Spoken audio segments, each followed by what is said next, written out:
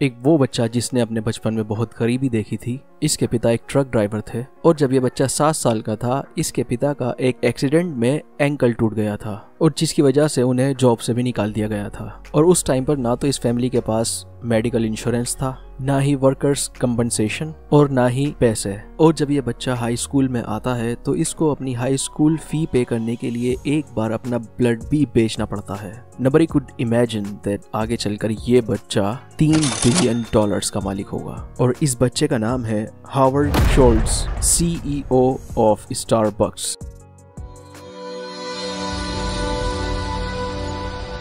तो आज हम इस वीडियो में बात करेंगे कि कैसे एक छोटा सा कॉफी शॉप एक ग्लोबल एम्पायर बन गया। स्टारबक्स की कहानी की शुरुआत होती है एक अमेरिकन एंटरप्रेन्योर गॉर्डन बोकर से। जब वो यूरोप ट्रेवल कर रहे थे तब उन्होंने रोम के एक स्मॉल सी कॉफी शॉप से एक कैपेचिनो ऑर्डर की थी और उस कॉफी का टेस्ट उन्हें अमेरिकन कॉफी से काफी डिफरेंट और बेहतर लगा, क्योंकि उस टाइम पर अमेरिका में लो और चीप क्वालिटी की इंस्टेंट कॉफी पीने का प्रचलन था। वापस आकर गॉर्डन ने उस कॉफी का एक्सपीरियंस अपने 2 और दोस्तों के साथ शेयर किया और फिर तीनों ने मिलकर वही हायर क्वालिटी कॉफी को अमेरिका लाने का डिसाइड किया। और फिर 1971 में न्यूयॉर्क सिएरल की पाइक प्लेस मार्केट में पहला स्टारबक्स स्टोर ओपन किया गया। This is the original Starbucks, a small store with no big plans.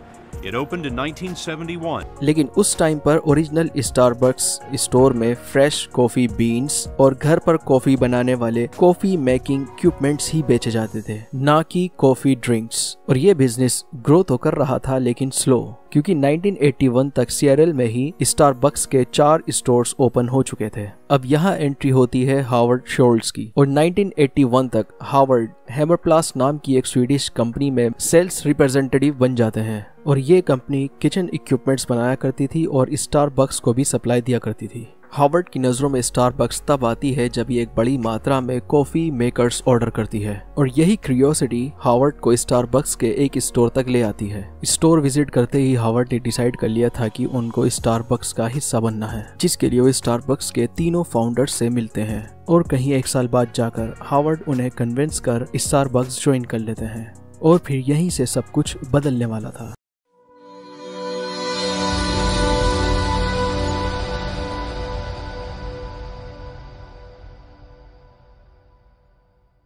और जब हावर्ड इटली विजिट करते हैं तो वहां पर नोटिस करते हैं कि वहां की कॉफी शॉप्स में स्टाफ कस्टमर्स को जानता है, क्योंकि कॉफी रेडी होने के बाद कस्टमर्स को उनके नाम से बुलाया जाता था। उन्होंने देखा कि इन कॉफी शॉप्स में लोग सिर्फ कॉफी पीने ही नहीं बल्कि रिलैक्स करने और चिट चैट करने भी आते हैं और वो ऐसा ही कुछ स्टारबक्स में भी करना चाहते थे। इसीलिए उन्होंने ये आइडिया स्टारबक्स के तीनों फाउंडर्स के साथ शेयर किया, लेकिन उन्होंने मना कर दिया, क्योंकि स्टारबक्स के फाउंडर्स सिर्फ वही कॉफी बीन्स और कॉफी मेकिंग इक्विपमेंट्स ही बेचना चाहते थे, ना कि कॉफी ड्रिंक्स। लेकिन हावर्ड को अपना विजन पूरा करना था, इसीलिए वो 1985 में स्टारबक्स छोड़कर अपनी एक कॉफी चेन सेटअप करते हैं जिसका नाम था एल जर्नेल। ये एक इटालियन नेम था और इसका मतलब था न्यूज़पेपर। और हावर्ड अपनी कॉफी शॉप्स में वही इटालियन एटमॉस्फेयर क्रिएट करना चाहते थे, जिसके लिए हावर्ड बहुत सारे इन्वेस्टर्स से मिलते हैं, लेकिन कहीं बात नहीं बन पाती, क्योंकि हावर्ड के इस आइडिया पर इन्वेस्टर्स रिस्क नहीं लेना चाहते थे,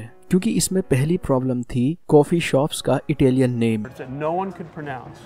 For $3 a cup of coffee, would you invest? Absolutely not. और दूसरी प्रॉब्लम थी कॉफी का price, $3 for just cup of coffee, क्योंकि उस टाइम पर अमेरिका में एक कप कॉफी का स्टैंडर्ड प्राइस 50 सेंट्स था। $3 was 6 times higher for just added some Italian ambience, जिसकी वजह से हावर्ड ने 242 इन्वेस्टर्स से बात की थी, जिसमें 217 इन्वेस्टर्स ने मना कर दिया था। लेकिन फिर भी जैसे तैसे करके हावर्ड अपनी पहली शॉप ओपन करने में कामयाब हो जाते हैं और वहाँ स्टारबक्स अभी भी ऐसे रिटेलर ही काम कर रहा था। और 1986 तक स्टारबक्स ने सिएरल में ही अपने 6 स्टोर्स ओपन कर लिए थे। लेकिन अब स्टारबक्स के फाउंडर्स अलग होना चाहते थे और वो स्टारबक्स को सेल करने के लिए हावर्ड से कांटेक्ट करते हैं और $3.8 मिलियन का ऑफर देते हैं और हावर्ड स्टारबक्स परचेज करने के लिए फिर से इन्वेस्टर से बात करते हैं, लेकिन बात नहीं बन पा रही थी। और एक इन्वेस्टर को तो हावर्ड का ये आइडिया इतना पसंद आता है कि वो इस डील से हावर्ड को ही कट कर देना चाहता था। And that was the time Howard was devastated because he couldn't raise the funds. लेकिन यहाँ पर हावर्ड को सपोर्ट मिलती है बिल गेट्स सीनियर की, father of Bill Gates junior. Mr. Gates, what just happened? And he said, you're going to buy the company and my son and I are going to help you. जिसके बाद Howard fund raise करने में कामयाब हो जाते हैं। लेकिन अगर उस टाइम पर बिल गेट्स की सपोर्ट ना होती तो आज स्टारबक्स ना होता और फिर 1987 में स्टारबक्स का न्यू ईरा शुरू हो जाता है।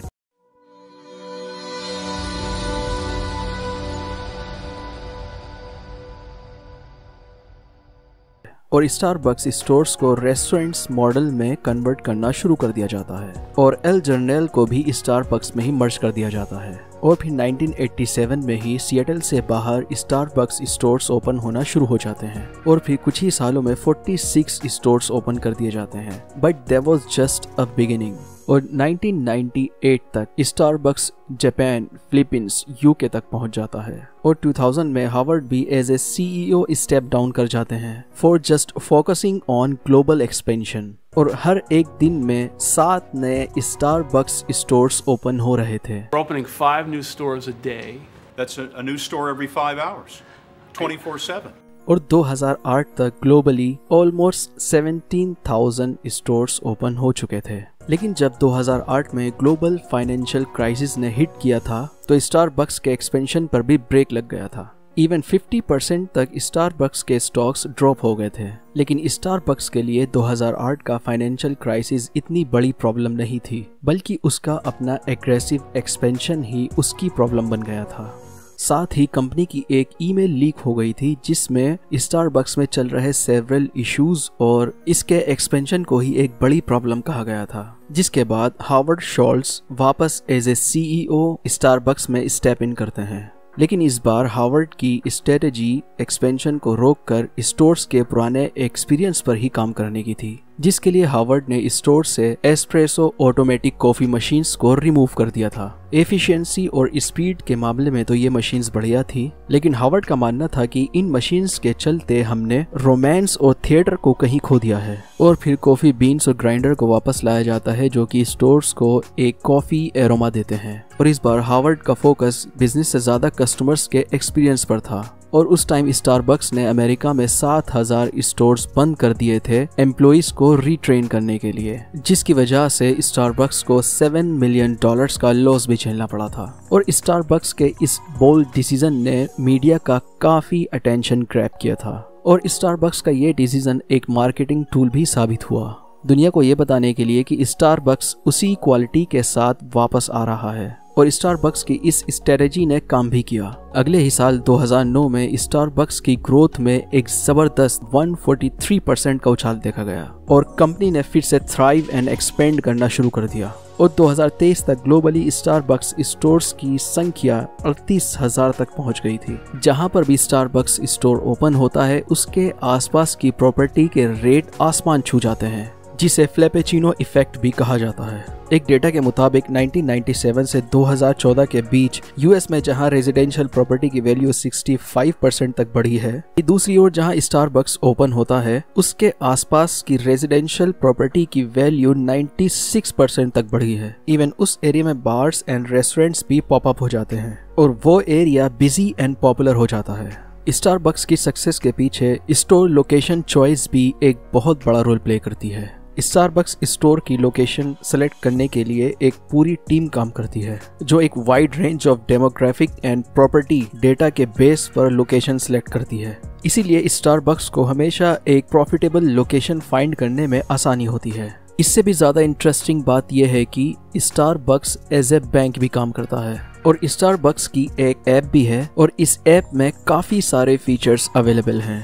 लेकिन हम यहाँ सिर्फ इस ऐप के पेमेंट ऑप्शन की बात करेंगे। अगर आप स्टारबक्स में कैश या कार्ड से पेमेंट नहीं करना चाहते तो आप स्टारबक्स अकाउंट में मनी ऐड कर सकते हैं और बिल पे भी कर सकते हैं, जिसके बदले में आपको रिवॉर्ड पॉइंट्स मिलते हैं and you can redeem those points and get more drinks. और स्टारबक्स की ब्रांड वैल्यू की वजह से लोग स्टारबक्स अकाउंट में पैसे भी रखते हैं, 2019 के एक डेटा के मुताबिक स्टारबक्स अकाउंट्स में $1.5 बिलियन थे। इट्स नॉट एस्टोनिशिंग अमाउंट, लेकिन वहीं अगर यूएस बैंक से कंपैरिजन करें तो यूएस के 3,900 बैंक्स के पास कुल $1 बिलियन के एसेट्स थे। दूसरी चीज, आप नॉर्मल बैंक से कैश विड्रॉल कर सकते हैं, लेकिन स्टारबक्स ऐप से आप विड्रॉल नहीं कर सकते, जिसकी वजह से स्टारबक्स हेविली इन्वेस्ट कर सकता है अपने बिजनेस को ग्रो करने के लिए।